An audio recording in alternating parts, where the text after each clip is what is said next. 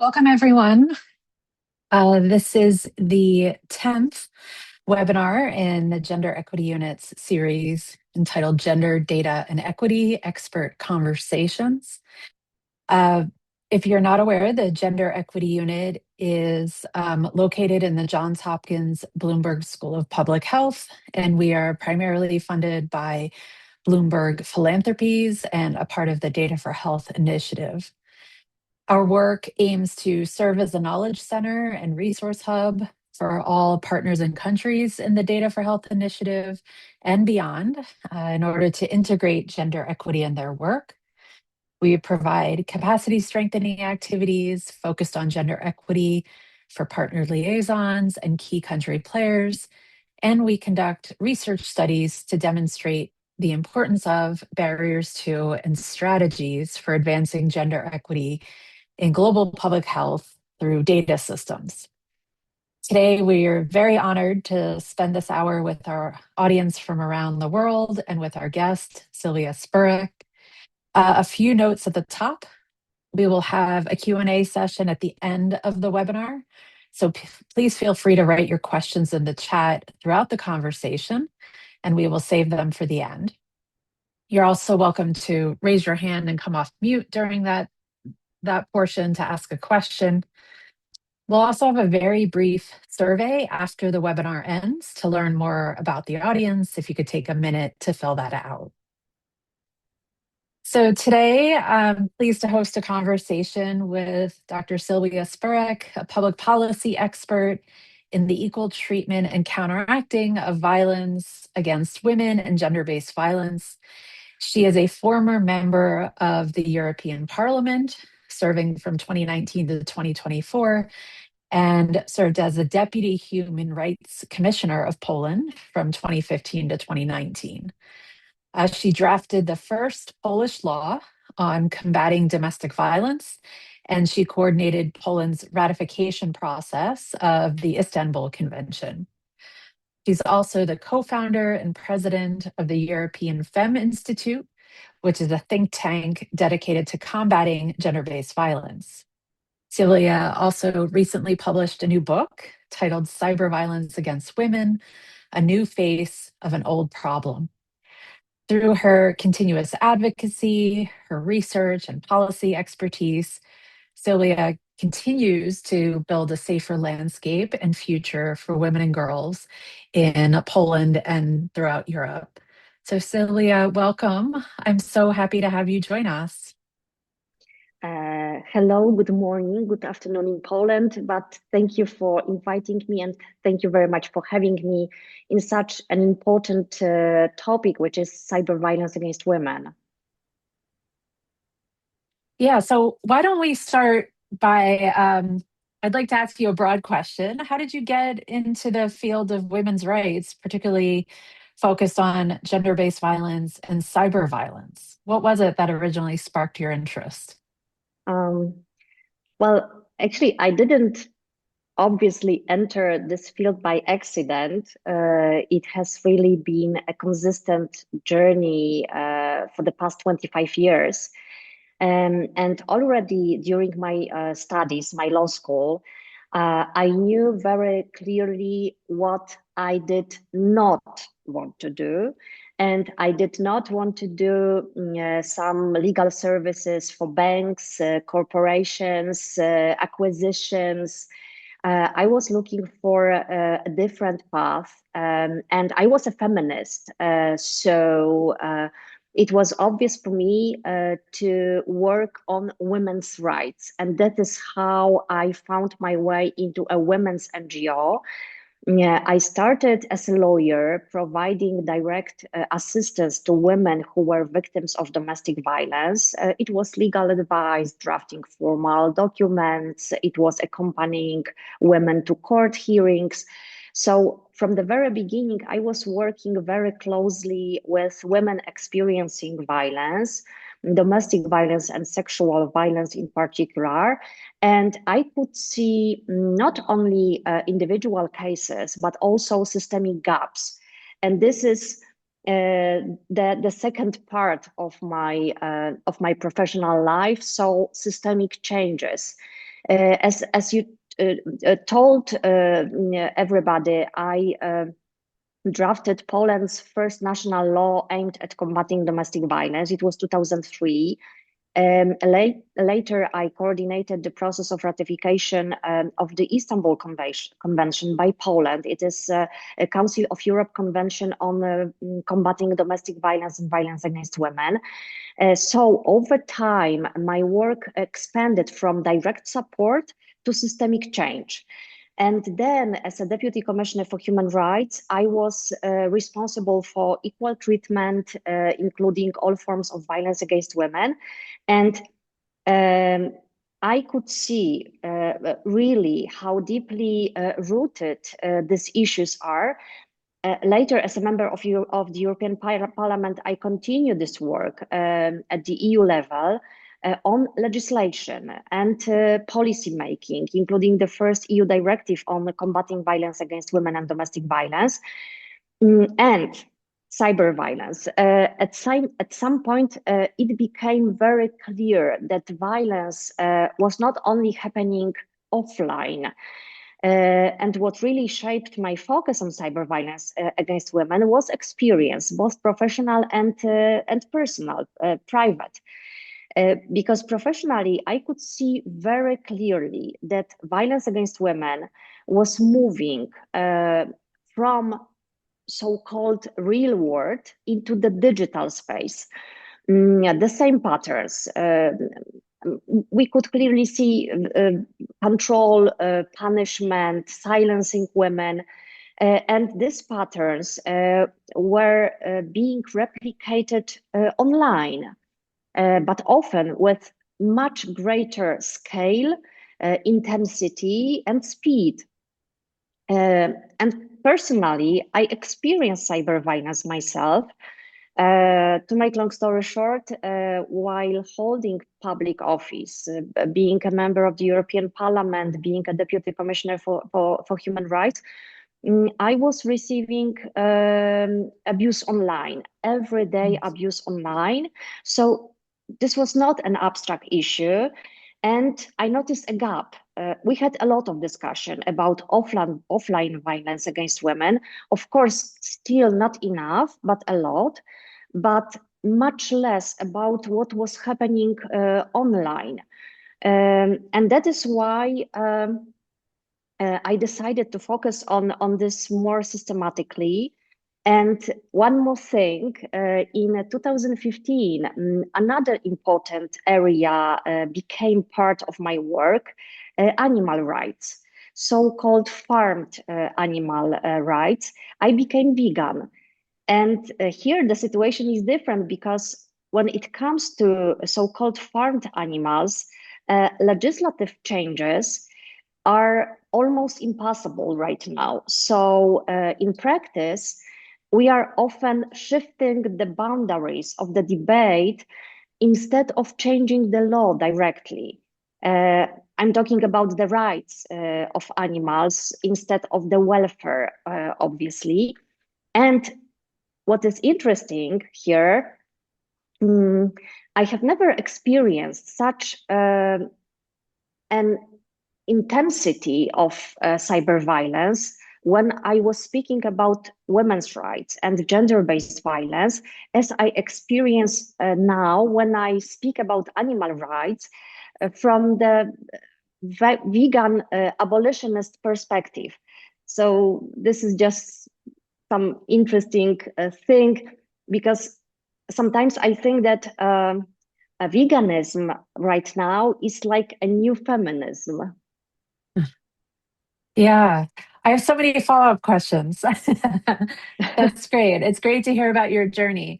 Yeah, so let me ask you a follow-up question about this idea of feminism, because I know that in the current environment, I mean, I'll speak at least for the US, young women, you get a lot of them not understanding what that means and often shying away from the term. So how did you decide that this was an identity that you held, being a feminist? My definition of feminism is very simple. being a feminist is just when you allow everybody to be what they wanted to be, to follow their dreams, regardless of gender, of gender identity. Uh, no matter if you are man or woman, you have a right to follow your dreams, to fulfill all your goals, personal and professional. And this is the thing about feminism. And obviously, feminism is opposition, is a resistance against violence and injustice. So, for example, I cannot imagine I am anti-Semitic or a racist while being a feminist. Yeah. It's just not possible in my Yeah. feminist world. Yeah. Yeah. Interesting. And so, were you vocal about that, or I assume you've been vocal about that throughout your career, including when you were in politics and legal advocacy? Do you think that label or that approach made you more vulnerable to online harassment and cyber violence? Hmm. Um, Very interesting question. I think yes and no, Yeah. because women are targeted online just because they are women, just Right. for speaking out, just for being visible online in digital space. And obviously, and this is this yes answer, obviously, when you speak on women's rights, when you speak about LGBTIQ plus rights, people's rights, people with disabilities, elderly, when you fight for human rights, when you human rights defender or journalist or businesswoman or a politician, you are more vulnerable. And another thing is that another women, especially those young ones, Yeah. witness this violence you experience. And this is a freezing effect that that affect democracy and human rights system, because they this way they know what they need to do, how they need to behave. Otherwise, they will be punished, Mhm. as Sylwia Spurek was punished, for example. So, yes, talking about women's rights online is a risk factor for sure. Yeah. Yeah, but you make an excellent point that even women who are not in the spotlight, so to speak, or not, stating controversial things, young women are being harassed and experiencing violence just for being young women. And so when they see, again, only speaking for the US context, but when young women see, like, it doesn't matter if you're a female actor, an athlete, a politician, a journalist, like they all get it, right? And so, yeah, it teaches young women to sort of dim their light and tamp down what they're saying or what they might be putting online because of the risks that are there. All right, interesting. So tell us a little bit more about your book. So, Cyberviolence Against Women, a new face of an old problem. What prompted you to write that? Yeah, this is a very simple sentence. Cyber violence against women is a new face of an old problem, of an old enemy, because this is gender-based violence that women have experienced for centuries. Only now it has new tools, new channels, new scale. And from my point of view, as a human rights defender, the internet was supposed to be a space of empowerment, democracy, rights and freedoms, participation, equality, for speaking out. But in reality, it has become very often a hostile environment where women are punished for speaking out, for being visible, for existing, for even existing in public space. So, as I mentioned before, it's not about opinions. It's not about the content we publish online. It is about our gender, and women are targeted because they are women. And obviously, those who are women with disabilities, elderly, migrants, transgender women are even at more risk. I wrote interesting thing about this book. Now we, at least you, are in the country where I actually wrote this book, because I wrote my book during my fellowship at the Wilson Center, Washington, D.C., so a place for independent research. But during my fellowship, the center was reduced by executive order of President Donald Trump, and they couldn't publish my book. So eventually Routledge published the book, and I'm really grateful for this, because this issue needs global attention. And why this is so important for me? I try to show three things in the book. First, the scale and seriousness. Because cyber violence against women is not marginal. This is everyday experience for millions of women and girls. For example, global numbers show that 73% of women have experienced some form of online violence, and over 80% witness cyber violence. And Polish data is very similar. And cyber violence has real consequences: psychological, economic, and professional. Women withdraw, self-censor, leave platforms. Secondly, the specific nature of cyber violence, because it is constant.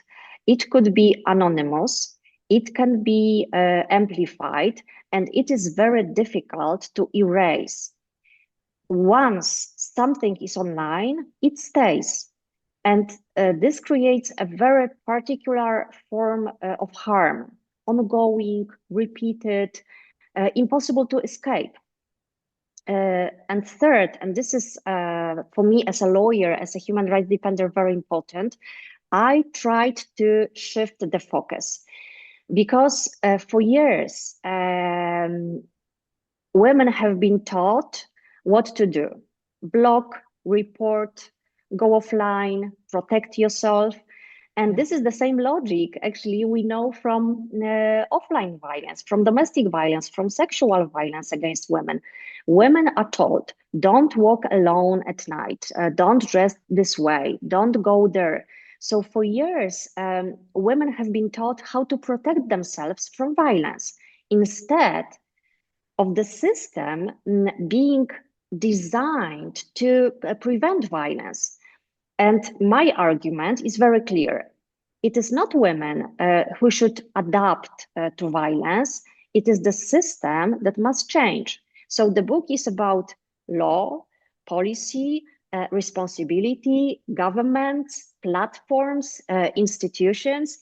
I included over 150 recommendations in the book about prevention, protection, prosecution, platform accountability, data, research, because I believe that digital space is not a private playground. It is a public space. And public space, every public space must be safe, must be regulated, and must guarantee rights. So this is about human rights, about democracy. If we allow to silence women online, we are not losing individual voices. We allow to weaken our democracy. Yeah. Yeah. And you make an excellent point that we often don't think of online spaces as public spaces, right? But if we think about it in the same way as like public parks, public transportation, and all of the ways in which we protect those spaces and try to make them safe, why aren't we applying those same principles to online spaces? Yeah. Yeah, this is Uh, exactly my point. All public spaces are regulated. We yeah. regulate how to produce cars, how banks can conduct their services. And what about platforms? Yeah. Yeah. Yeah, well, and kudos to you for persisting and publishing this book. What a historic time for you to be in the US writing this, and then to unfortunately have to experience an executive order that took the Institute away. But yeah, kudos for persisting with that. We definitely need that level of courage in this time. Yeah, Um, thank So what role do you think AI plays in cyber violence at this time? We hear about um, imposing embarrassing images or videos, using people's likenesses to create scenarios that are completely made up. What are you seeing in your work as AI becomes more sophisticated? you. I would like to underline two things. First, this is an abuser, offender, perpetrator who is responsible for violence, including cyber violence. But as AI does not create cyber violence itself, it makes it faster, easier, and much more harmful. Um, for example, deepfakes. Interesting fact, according to the UN, even 95% of deepfakes target women. And Mm. these are 95%. Wow. yes, yes. So this is enormous number of deepfakes that are just um, to uh, to punish, to silence, to control women. And these are mostly non-consensual sexual contents. Yeah. And uh, this content looks very real very often. So even if it's fake, the harm is real too. And there are some things that are very new in cyber violence as a form of violence against women. First, the scale, because violence can be automated.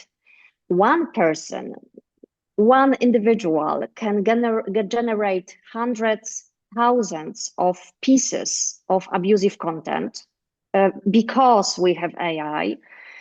Second, accessibility. You don't need technical skills anymore. You don't need a lot of time. You don't need a lot of resources. Um, uh, Thirdly, permanence and replication, because once this content is created, it can be endlessly shared, copied, transformed. And somebody said that it would be impossible to, in the physical world, to recruit hundreds of men to go to an ex-girlfriend's house to demand sex. But Mm. it's possible. It's quite possible to arrange this via the internet because of AI and new technologies. So um, another thing is that uh, abusers can have constant access to the victim through the platforms. Um, Again, the forms of online communication allow them to work together, to cooperate against their victim, often from different countries and time zones. So AI does not create cyber violence, but it amplifies the specific features of cyber violence that are totally new. And and the question, my question as a human rights defender, is how to regulate not only AI tools, but how to regulate the system in which they operate, Yeah. how to regulate platforms, algorithms, data, accountability.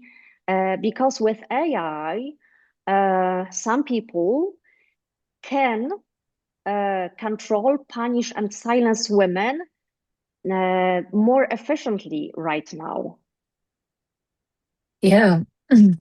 Boy, it makes you want to like crawl in bed and cover your head with the covers. Yeah, and disappear because of just imagining the threats that might be there, just being in the public forum and speaking your mind in these online spaces.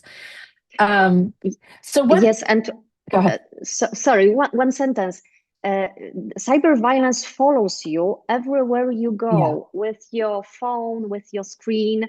You cannot hide from cyber violence, unfortunately. Yeah, and we're so tied in to these technologies now that to Yes. take yourself out of it also puts you at a disadvantage, right?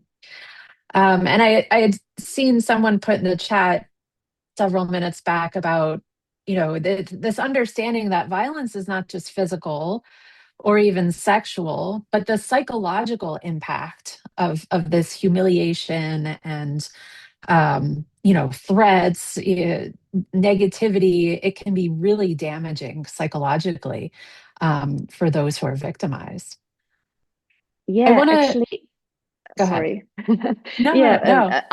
our research shows that women reported fear, loss of self-confidence, depression, panic attacks, and it has a huge impact on their health, physical and psychological, Yeah, both. So this is very good point. yeah, yeah. I want to go back to something you said about, regulation of the platforms. So in the US, we've been hearing and seeing a lot of movement on trying to have better regulations around the platforms, particularly to protect the mental health of teenagers, right? We don't see much public conversation around, protecting against this form of cyber violence, particularly for adults and, as you were saying, women. What what role why do you think that is, first of all, that we're only focused on youth and not women? And what role do you think the platforms should play in trying to manage cyber violence? Mm, Obviously, I couldn't agree more. We need to protect minors Sure. because these are a very vulnerable group, not only young girls but also young boys. Um, uh, and this is very obvious, and I I I just couldn't imagine we are not we don't agree on this. But I think at the same time, some people could think that we adults need to be tough when Yeah. you are a woman of public eye, holding some public office. You can often hear that you need to be tough, you need to ignore, you need to do your job, and and some people say that cyber violence is not real because this Mhm. is online violence, this is just internet, and it really minimize cyber violence, its consequences, its impact on our world, real world, our democracy and human rights. So I think we need to regulate platforms, especially large ones, um, on both on the protection of minors and protection of adults. And probably some regulations will be very similar, almost the same, because this is this is about design. This is about moderation, notice Mhm. and take down procedure, obviously, about training for the staff, about accountability, uh, because right now the I think the platforms uh, enable facilitate cyber violence. We can see that harmful content exists, spreads, it is amplified, it is very difficult to remove it, uh, but platforms play a certain role in facilitated this cyber violence. And one example, one personal example, because when I was a member of the European Parliament, as I mentioned, I received rape threats, death threats, and police in Poland initiated proceedings, and they asked Platform X, for some data to identify the abuser. And Uh-huh. the platform X, uh, did not respond at all. Mm. So no response at all. And the police needed to close the proceeding. Um, so even with the best police action, even with the best laws concerning criminal proceedings, we could not protect victims because the platform um, is not obliged to cooperate with the authorities, with law enforcement, with the prosecutor, with the judge, with the police. So I would say that we need good laws on platforms accountability, and then the platforms will play their role Yeah. to create safe environment. Wow. Yeah. I'm so sorry that happened to you, but I could see how regulation and law could play a role at multiple levels, right? So requirements around guardrails or flagging content for these platforms, oftentimes they don't do that until later when, publicity is bad and they have to create those things. So on the prevention side, I think better regulation at the front end would be good. And then, yeah, so I don't understand this from a legal perspective, but how is it that these platforms are able to skirt around providing evidence when there's criminal activity happening on it? Do you have any? I mean, are they just not falling under the umbrella of, you know, typical ways that law enforcement is able to access evidence? Or like, would that be an easy fix if we got rid of some of those loopholes? Like, what's the solution there? Obviously, there is no a solution that would solve every problem, but I think the biggest problem today is the lack of global action, because there are some countries with some laws, but cyber violence is global. It is cross-border. And in my book, I do not go deeply into national legal frameworks, um, uh, because content travels instantly. Mhm. Perpetrators operate across jurisdictions, and harm is transnational.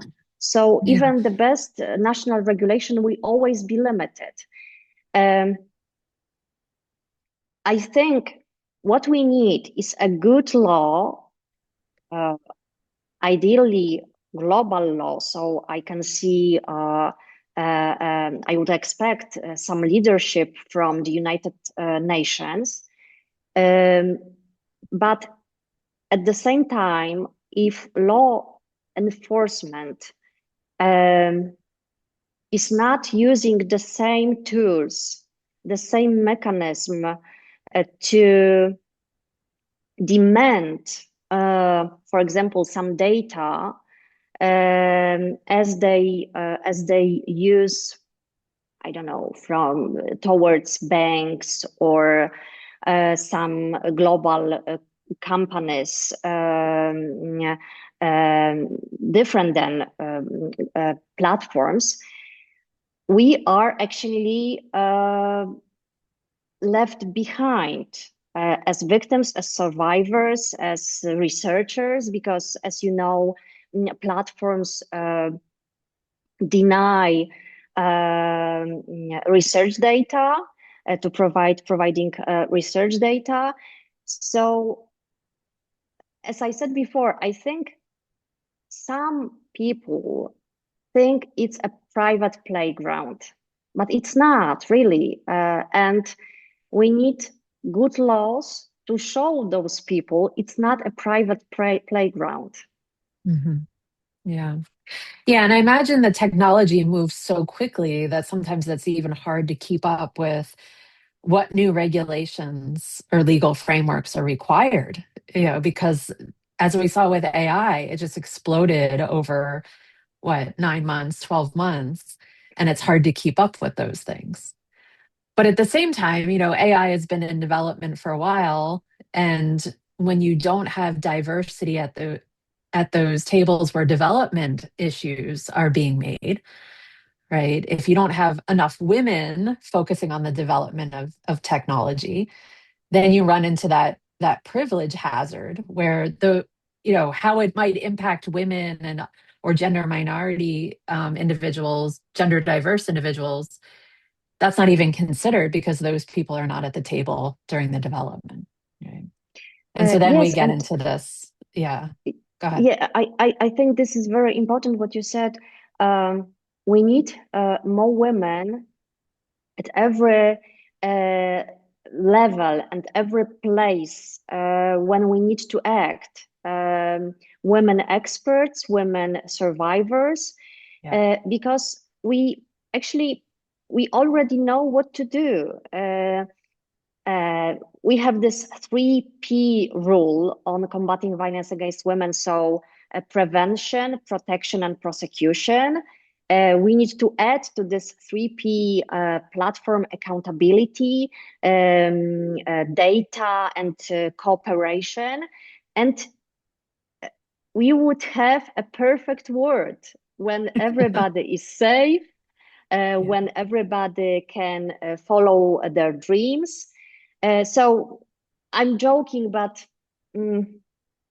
I'm really sick and tired of, of all this discussion about how platforms don't know what to do, how to protect users. Platforms could be and should be the part of the solution, but we need to move from this self-regulations, from these voluntary measures to binding obligations on transparency, on data access, on cooperation with authorities, on risk mitigation, on everything. Because otherwise, platforms would be this neutral actors, but actually they shape this space and they should be responsible for what they created. Yeah. Yeah. And it always baffles me, like looking at the history of Facebook. I mean, that started as a platform to judge and criticize women, right? And so, how 25 years it's been in existence, maybe more. And, we just ignored that the whole way through. Like, there wasn't good intentions from that from the very beginning. It is excellent point because, we I think we all dreamt of a perfect place for education, for work, for connecting with our friends and colleagues. And it was this idea for internet and new Yeah. technologies. And as you said, Facebook started with uh, violent ideas, with abusive ideas. So Mhm. somebody could ask a question, what you expected? Right. Uh, so why you are so shocked and surprised? Well, yeah, but at the same time, I still believe we have a space for improvement. We have a space for um, making the platforms accountable. And this is our job, human rights defenders, politicians, experts, and platforms itself to make internet platforms and new technologies as safe tools um to live, to exist, to follow our dreams. Yeah. Yeah. Yeah. And of course, there are some benefits to it. I mean, my team has published work on how platforms like X and Twitter have been used to mobilize communities of women to fight or bring attention to issues affecting women's health, or transgender voices seem to be um, much more visible and open on these platforms. But of course, that comes with risks that have not been addressed. Yes, and I think we need to underline that anonymity is a crucial thing in the internet because Yeah. without this, you cannot fight for your rights in many countries all over the Yeah. world. So this is very important, but at the same time, we need some tools to identify and punish abusers, because this way we allow them to silence those who need to speak out. Yeah. So this is very important. We need the tools, we need laws to protect those people. Yeah. Yeah. I do want to open it up and see if there are any questions that the audience has. Um, Someone did ask a question about um, data and equity in terms of the context of cyber violence. Can you say a little bit about, like, if you were going to wave a magic wand and obtain the data that is needed around cyber violence, what would that take? Would it come from the platforms? I mean, you spoke a little bit about that. Would it come from, government intervention and pulling data? Would it be more surveys? Like, how do we ensure that we have the right data to really document the harms of cyber violence? Mm, uh, First, testimonies are very important. So we need to um, we need to hear what victims and survivors have to say about their experiences. And at the same time, we need to remember that measuring cyber violence against women is very difficult. Yeah. Because not only because cyber violence is, as you said, changing very fast, and new forms evolve, and technology develops. Every form of violence against women has always been underreported, and Yeah. cyber violence is no exception. So we need surveys, but they are not enough because of this underreporting. Um, and this underreporting comes from uh, experiences of women. They don't believe anything will happen because they tried to report, they tried to do something about it, and nothing happened. Reporting is complicated, Yeah. is emotionally exhausting. So underreporting is a huge barrier for us to measure violence against women. And always, I always repeat that uh, we need to start treat victims, treat survivors differently. We cannot judge them, blame them. We need to take them seriously because now they are still asked why they posted something, why they were online, why they did not ignore or block the abuser. So. This way, we cannot have a good data because we blame victims. Yeah. And obviously, we need more data from platform. And platforms have data. They know what is happening. Mhm. Um, but this data is not accessible enough. So this is why all NGOs research, all academic research are of a huge importance until we don't have this data from the platform. And we can also use technology to understand technology because AI, machine learning, data analysis, these tools can help us identify patterns, coordinated attacks, organize smearing campaigns, scale. So we can use technology to measure cyber violence. Yeah. But the thing is that this data needs to lead to action. So we need to use this data to start protect women, minors, people with disabilities, everybody in the internet. So this data is also a tool, and we need more data and we need better data to do this. Yeah. Yeah. And when you think about how much these platforms know about your personal demographics, your purchases, what you're interested in, Exactly. surely they can tell us more about the scale and scope and origins of a lot of these violent acts.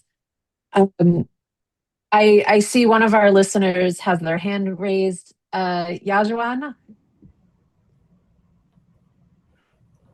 Hi, Dr. Simon. How are you? Thank you for sharing. I am very curious and very interested about the book you mentioned, your new book. You mentioned, if I'm correctly, you mentioned in the book you include 150 recommendations about how to govern the violence. So could you please give one the most impressive one, or you think it may be mostly efficient one, to share with us? Thank you. Uh, I can't.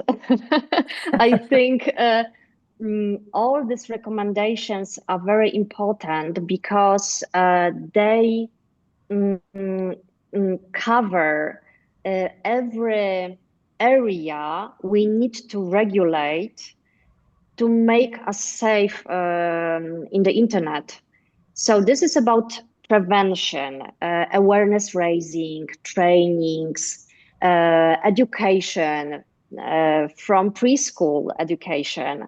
These are about protection. So the support we need to provide victims, psychological, legal, financial sometimes.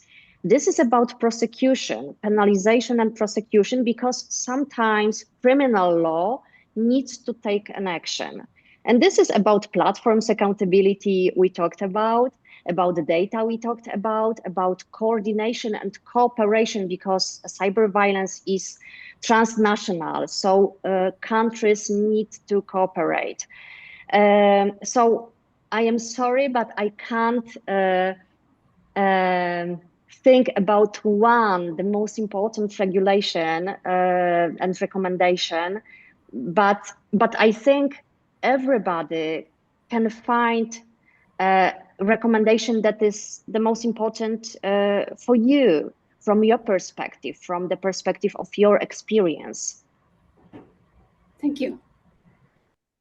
Yeah, so what I'm hearing is this is a huge problem that takes thought and action from many different sectors in order to sufficiently address, right? And so, yeah, I like what you said. For whatever your area of expertise is, there are going to be specific actions that you take, but building those coalitions and bridges with other sectors to ensure that we're attacking it from all angles. Yeah. Yeah, I think this is I think our time is almost off, but I think this is very very good recommendation for us all. Coalition. We need to be united, and we need to create coalitions to fight cyber violence. And this is very important. Sometimes we are from very different environments, from very different perspectives. So lawyer, teachers, doctors, academics, researchers, engineers, and we need to create such coalitions to be more efficient. Yeah. Yeah. Well, I appreciate very much you spending time with us today, Sylwia. It's been a pleasure. And, from my perspective as an academic, a researcher, a professor, I mean, I've come up with some ideas of how I can help students understand this, colleagues who are doing research in different fields, to build collaborations to try to address this. So very provocative and important conversation, and I really, really appreciate your time. Thank you. The pleasure and honor was mine. So thank you very much for having me, and thank you for listening. And and I'm just very happy to be here and to talk to you. Thank you. Of course. So for our audience, if you're not already subscribed to our newsletter, please do so. You'll hear more about these webinars and other activities that our group is involved in. You can also follow us on social media to hear about upcoming events. I think we're also going to share that brief survey with you as the webinar closes out. So thank you everyone for your attention. Sylwia, thank you again, and have a great day, everyone.